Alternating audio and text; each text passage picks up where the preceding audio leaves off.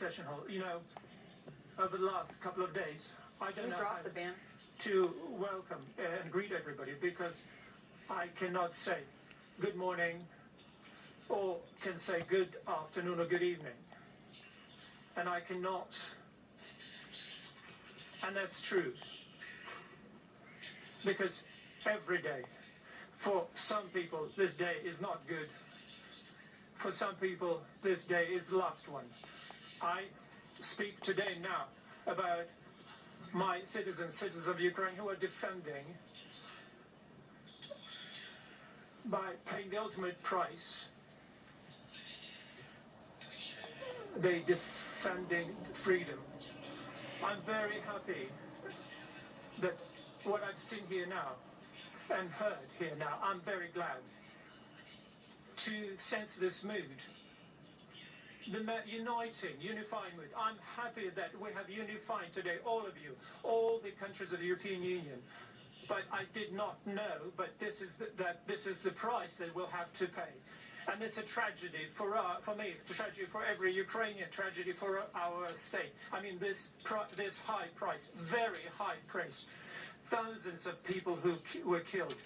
2 revolutions, 1 war. And 5 days of full-scale invasion of the Russian Federation. You know, I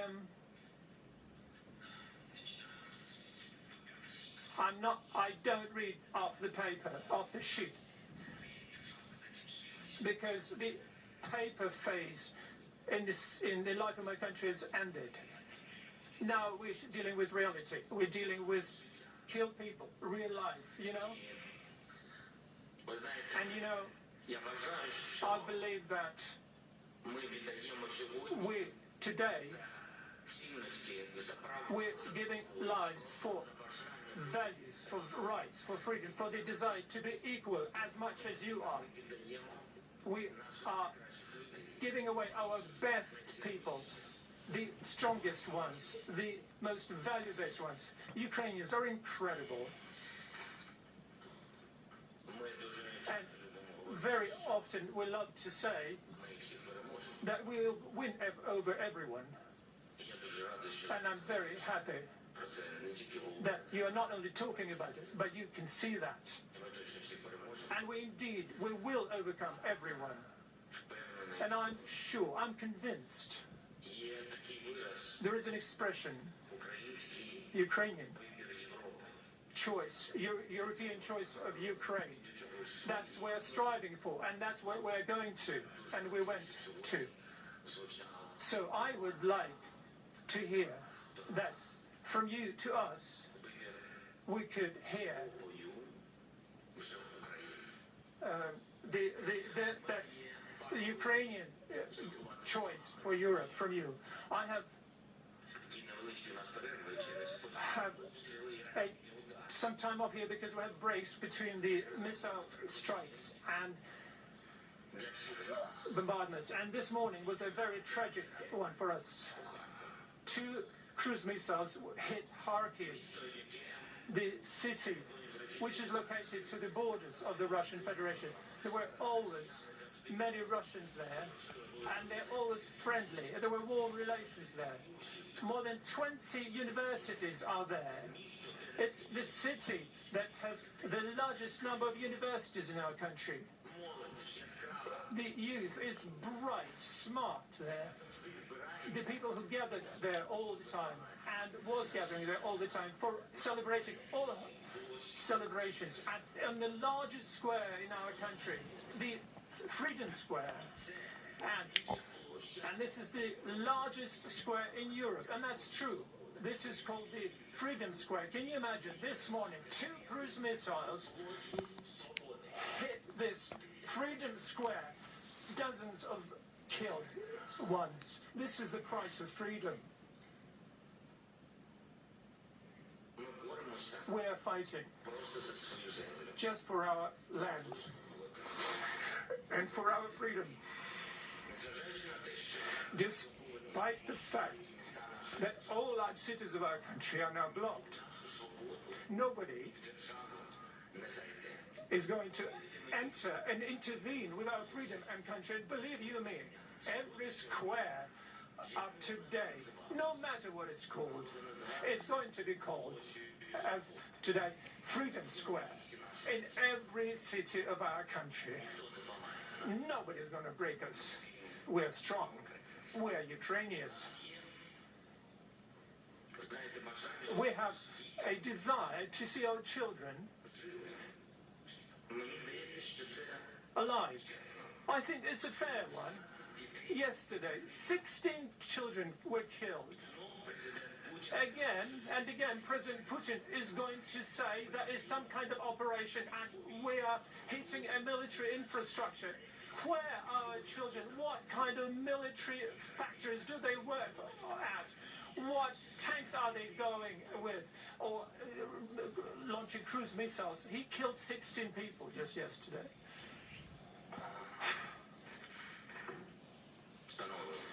Dear, our people are very much motivated, very much so. We are fighting for our rights, for our freedoms, for life, for our life. And now we're fighting for survival. And this is the highest of our motivation.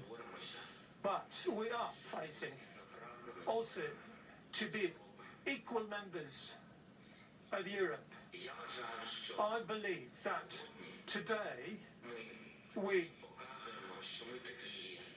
are showing everybody that's exactly what we are. The European Union is going to be much stronger with us, that's for sure.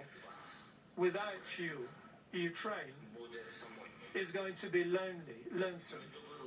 We have proven our strength.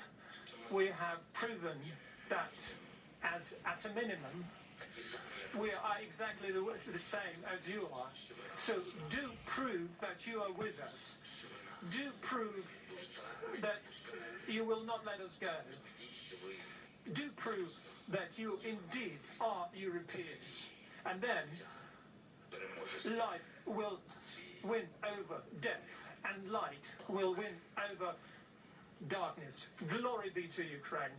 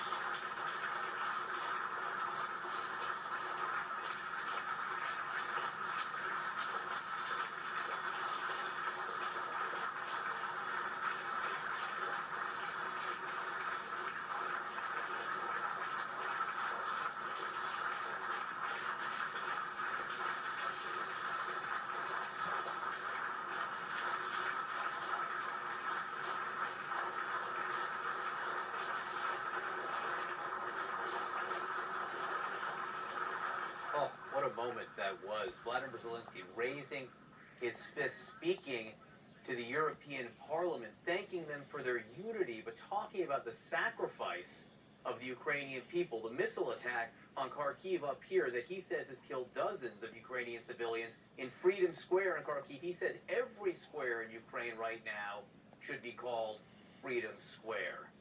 I'm joined now by CNN's chief international anchor, Christiane Amanpour. Christiane, it almost sounded like the translator was choking up because there was so much emotion there. Well, I think you're absolutely right. You know, he said, I can't even say good morning, good evening, good afternoon to you all, because it is not good for anybody in Ukraine. Although we're fighting hard, every day brings more deaths. And again, he raised this unbelievable global specter. This is not justified, he says, for Ukraine or by brave Ukrainians, but it is for the entire world, particularly the free world, and particularly for Europe. And he used this address here at the European Parliament, actually obviously in Brussels, to ask for immediate accession to the EU. Now, it's unlikely that he will get that, but this was a point that he absolutely made. And let me say say, I spoke to the French finance minister today, and they have been working along with the United States, along with the rest of the entire EU, all the different countries, to impose these unprecedented sanctions. And to me, he said, this is Bruno Le Maire, that our goal is to wage war on Russia's economic and financial institution and to collapse the Russian economy. And he said, yes, the Russian people will bear the price, but that is what we have to do to make Putin stop.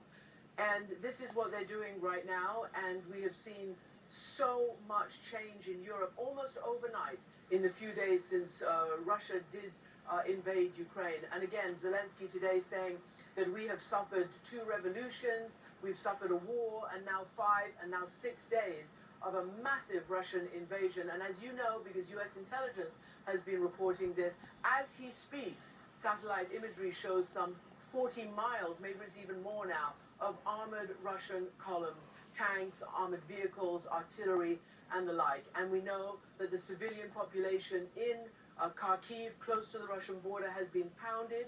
The French, the Europeans are really concerned that this is going to amount to just escalating war crimes, i.e. slaughter of civilians in this war right now.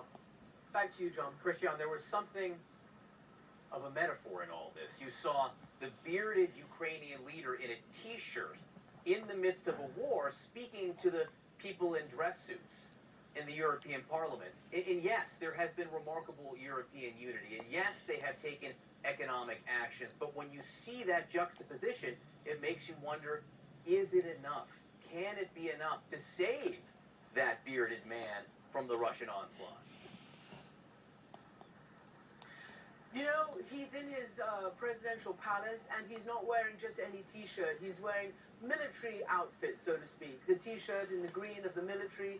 He's letting, obviously, for presumably necessary reasons, his beard to grow. He's one of the people. This is more than symbolic. This is, you know, a man who nobody thought would have to face this, you know, rising to the occasion and showing that he will not leave his people at the most dire moment in European history since the end of World War II.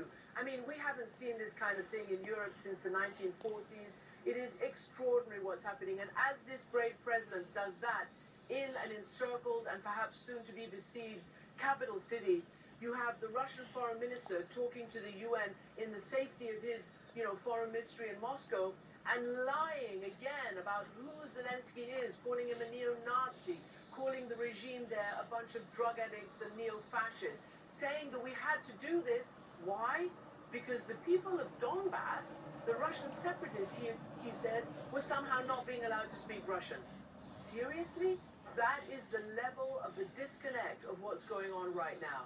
That they are trying to say in Moscow that it is the people and the government of Ukraine that has brought this on themselves, and they are telling complete and utter fabrications of history, full of grievance, but they are laying out a rationale right now for why they will and they aim to take down Zelensky.